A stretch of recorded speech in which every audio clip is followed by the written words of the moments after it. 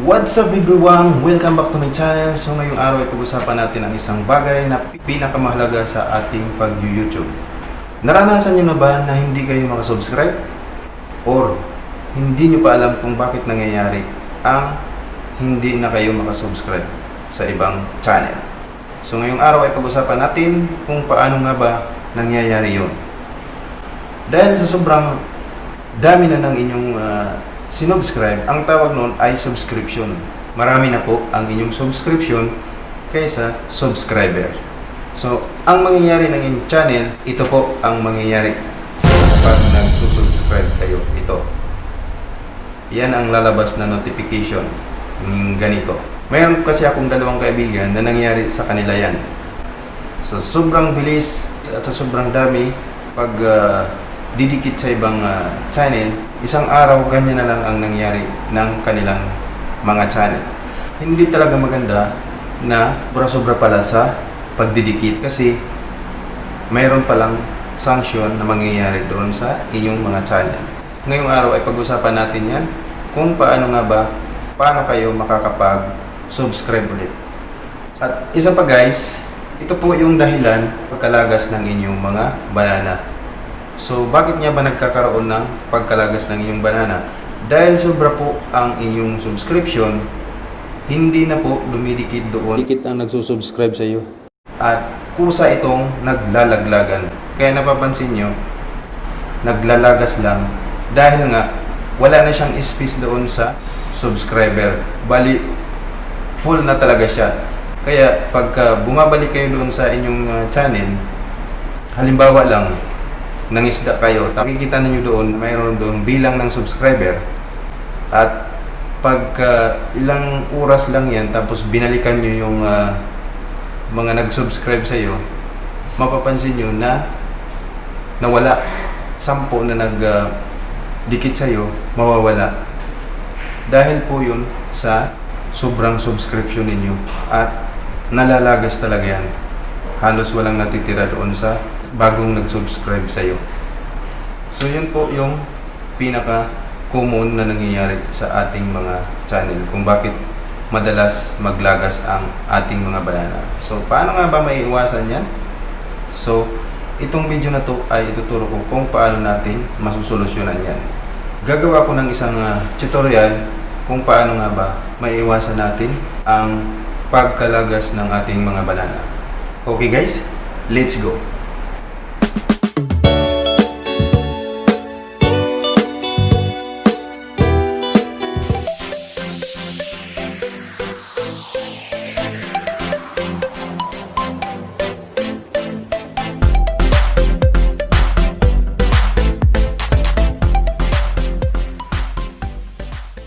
Okay guys, punta tayo sa ating channel.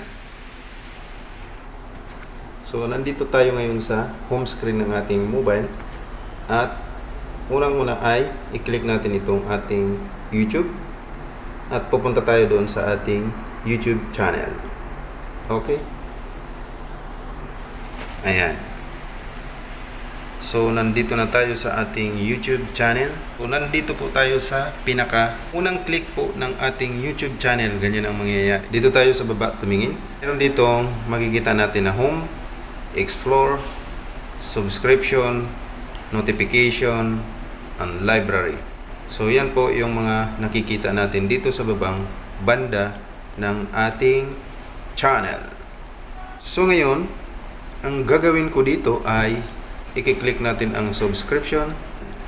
So ngayon, mayroon dito sa taas yung mga sinubscribe mo na mayroong mga dot na kulay blue. Pindutin natin ang all. Ayan. Ito yung mga sinubscribe nyo. Actually, ang dami nila. Yan po yung mga sinubscribe natin. So marami din ang ating tanggalan ngayon ng mga blue. So, paano nga ba tanggalan ito ng mga blue? Ito po yung sinubscribe nyo na kailangan nating malaman kung bumalik ba to o hindi. So, unang gagawin natin, sa top pinakataas, meron ditong new activity. Pag click natin to, meron dyan option eh. Mayroong most relevant, may new activities, may A to Z. So, kung i-click natin itong new activity, kunyari yan, yun lang po yung makikita natin na may mga kulay blue. Lahat yan makikita. Pero pag ang pinili natin A to Z, so lahat ng mga may channel na nag-uumpisa ng A hanggang Z, yan po yun yung makikita natin. So ngayon, ang gagawin natin, pupunta lang tayo doon sa mga nakakulay blue. So ang i-click natin ay itong new activity lang. Ayan. Para pag lumabas siya, ito lang na may mga kulay blue ang mayroon. So ngayon, paano nga ba natin gagawin? Una, i-click natin itong channel nila. Yung tapat ng may dot na kulay blue. So ngayon, pag click natin, dadalhin kayo doon sa kanilang channel. Tapos, ibalik lang natin. So, mapapansin nyo na natanggal siya dyan sa pinakauna na wala. So, ituloy lang natin ang pagtanggal niyan. Ganon din ang gagawin natin sa iba. Mayroon po dyan, hindi talaga matanggal. Kahit anong tanggal mo dyan, hindi talaga siya natatanggal. Ito, tulad nito. Pag 3 or 4 na beses na hindi siya natatanggal dyan sa inyong screen, yan po ang tatanggalin natin. So ngayon, natanggal siya. So ngayon, i-click lang natin yan, yung mga channel na yan. Tandaan nyo po, pag pangatlong beses na hindi talaga siya matanggal, i-unsubscribe nyo na po. So, antayin lang natin, makahanap tayo dito ng hindi talaga natatanggal. Tandaan nyo po, pag ganyan lagi ang ginagawa ninyo, maghahang po ito. Kasi ang nangyayari dito, nag-in-out ka dito eh. Normal lang po na maghahang ito sa katagalan. Tulad nito, itong channel na to, 2 beses na po ito hindi natatanggal. Ayun, natanggal siya. So, maghahanap lang tayo dito na hindi natatanggal. Bali, parang nire-refresh lang natin dito. I-refresh nyo yan para lumuwag to rito. Tulad nito. Bumalik lang siya. Ayun. Ayan. Tulad nyan. Bumalik siya. So, ang gagawin natin dito ay i-click natin yung isang video niya. Ito. Ito, ilang beses ko na tong nakita. Siguro, pang 5 na to. Ang gagawin ko dito, i-click mo yun yung ano niya, video. Ayan. Palitan natin. So ngayon, hindi natin makita ang main channel niya kasi naka-landscape ako. So ngayon, ilalagay natin sa portrait. Gamitan natin ng portrait. So ayan. Naka-subscribe po tayo dito. At ito po ay tatanggalin natin. Kasi ito paulit-ulit natin na i-click, hindi siya natatanggal at nandun pa rin. So, ang gagawin natin dito ay i-unsubscribe muna natin. Ayan. Kasi ito yung nagpaparami doon sa inyong subscription. Ayan. Natanggalan na natin. Balik tayo doon sa ating ginagawa. So, hanapin nyo lang yung hindi mga natatanggal doon para mabawasan po yung inyong subscription. Kasi sobra ang subscription ninyo kaysa subscriber. Itong channel ko, na i-manage ko pa naman itong mga ibang channel dito. So, parang lahat naman sila natatanggal maliban lang doon sa isa.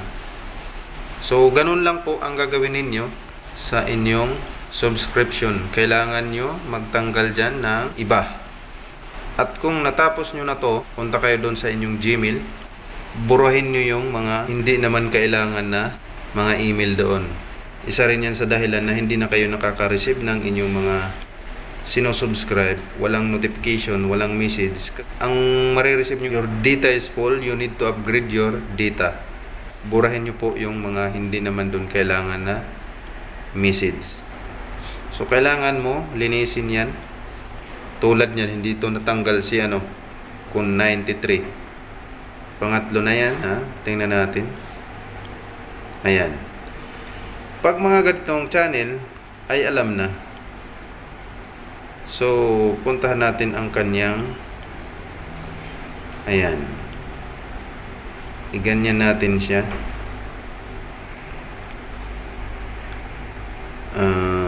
Ayan na, nakapula na siya. Marami po yan na gagawin ninyo. Malamang aabutin po kayo ng 2 araw yan sa pagtanggal ng mga kulay blue dyan. Yan. Sa akin din, marami din, pero mas marami yung subscriber ko kaysa ito. Kaya nakakapag-subscribe pa ako kahit papaano. Yung iba dito, hindi nila na i-check itong ganitong subscription na kailangan pala i-refresh ito dito para bumalik yung inyong pag-subscribe. Kasi ang nangyayari dito, pag marami kasi yung subscription ninyo kaysa subscriber, hindi pala maganda yun. Kasi hindi na kayo makapag-subscribe or di na kayo makapag-dikit. Kunyari nag-iisdaan kayo. So magugulat na lang kayo isang araw na hindi na kayo makadikit. So doon na kayo magbubury kung paano gagawin. At sundin nyo lang itong gagawin ko. Ang hindi po matatanggal dyan sa 3 click or sa pang-4 nyong click, tanggalan nyo po or mag-unsub po kayo dyan. Yun lang po ang dahilan yan kung bakit hindi kayo makapag-subscribe. Ngayon kung mabawasan na po yun, yung inyong subscription, babalik din yun yung channel ninyo. Pwede na kayo makadikit dyan. Kung maaaring ubusin nyo, i-refresh nyo hanggang pinakadulo para talagang ma-refresh yung channel ninyo. Kasi ang nangyayari dito, gagamitan ninyo ng Ninja. So, ang Ninja ngayon ang magkukunyaring main account ninyo. Tapos, ang akay-akay niya yung main channel ninyo. So, ngayon, si Ninja, papasok doon sa live stream at magkukunyari siya doon na nangingisda. Tapos, ang bibitawan niya doon na main channel, yung may-ari ng Ninja, or instead na ang main channel ang nandun na nangingisda, baliktad na. Ang Ninja ang nandoon nakapresent, ilalapag niya ngayon yung main channel niya. So, minsan dyan nag-aalangan ang pag-subscribe ng ating mga ibang YouTuber din kasi iniisip nila Ninja lang ito. Tapos, pag click niya doon sa nilapag niyang link, ang main account doon ang makikita. Pwede rin mangyari yan. Pwede niyo gawin yan. Pero maglagay lang kayo ng hashtag doon. Ninja ko po ito. So mag-subscribe ka lang doon sa nilapag kong link. Pwede po yun. Ginagamit nila yung kanilang Ninja. Instead na kanilang main account ang nandoon nakapresent. So mayroon pong mga channel na hindi po talaga nagpapasubscribe ng mga Ninja. So, kailangan talaga ng main channel. So, itong video na to ay para sa mga channel na hindi na makapag-subscribe dahil sa sobra nilang subscription. So, at pagkatapos nyo itong i-click lahat, itong mga nakakulay blue na mga naka-highlight, makakapag-subscribe na po.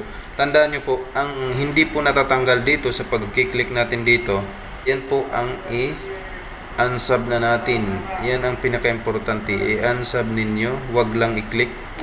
Huwag mo lang i-click kasi clinic mo na siya. Ayan, tulad nito. Ayan, natanggal siya. So, guys, pag bumalik kayo doon sa inyong channel, kunyari, nandun na kayo nangingisda. Pagkatapos nyo mangisda, tingnan nyo po ulit ito kasi meron yan babalik. Babalik po yun yung mga nakakulay blue. So, kailangan po yun palaging naka-refresh para ma-manage natin ang ating subscription. Kasi pag dumami yan, talagang mapapatanong ka kung bakit ka na hindi makapag-subscribe ngayon. Yung sinubscribe nyo na hindi bumalik, mag-iipon-ipon yan dun sa pinakadulo. So, yun yung mga matitira doon. So, kailangan nyo pagtatanggalin yan kasi yun yung po ang nakakadami. So, ayan lang po. So, balik na tayo doon sa ating main channel. So, sana nakatulong ang video na to. So, ngayon ang gagawin ninyo, balik kayo doon sa inyong pangingisda at tandaan nyo muna yung bilang ng inyong subscriber na previous at saka pagkatapos nyo mangisda. Monitor nyo po yung bago nyong subscriber kung ganun pa rin ang malalagas sa iyo na halos maubos ang paglalagas. So, doon po malalaman kung ang mga dumikit sa inyo ay nandoon pa rin. So, tandaan niyo po guys, huwag niyo munang tanggalan yung kunyari nangisda kayong araw ngayon, mga isang araw, huwag niyo munang tanggalin yan dahil ang iba doon pabalik pa lang kasi ang iba dyan busy sa trabaho. So, makikita yan doon na nakablo. So, isang araw, okay lang yan, huwag niyo munang tanggalan kung hindi man yan bumalik. Pagbalik nyo dun sa pangalawang araw na nandun pa rin yan, alam na ang gagawin nyo, tanggalan nyo po yan. Huwag po kayong maniwala na sinasabi nila na paiinitin muna natin para dumikit talaga. Hindi po yun totoo. Kung ngayong araw dumikit ka, didikit talaga yan. Kahit walang picture yung idinikit mo doon, kahit walang mga videos yan doon, dumidikit po yun. Dumidikit po. Walang kinalaman yan dun kung walang video, walang picture. Pag nag-subscribe ka, didikit yan. At saka ito naman na bill notification, sasabihin nila na kalimbang yung all at para dumikit talaga yan. Ang bill at saka doon, option lang yan po na pagpipilian mo. Either all bill mo or hindi.